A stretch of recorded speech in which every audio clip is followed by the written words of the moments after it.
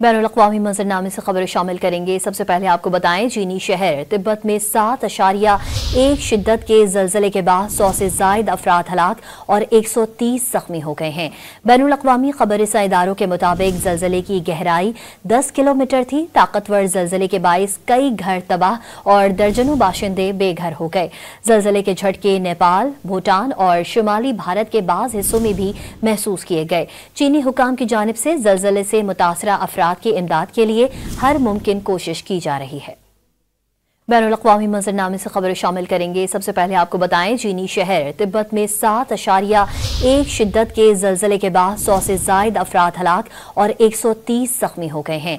बैनुल-अक़वामी खबर-रसां इदारों के मुताबिक ज़लज़ले की गहराई 10 किलोमीटर थी। ताकतवर ज़लज़ले के बाइस कई घर तबाह और दर्जनों बाशिंदे बेघर हो गए। ज़लज़ले के झटके नेपाल, भूटान और शुमाली भारत के बाज़ हिस्सों में भी महसूस किए गए। चीनी हुकाम की जानिब से ज़लज़ले से मुतासरा अफराद की इमदाद के लिए हर मुमकिन कोशिश की जा रही है।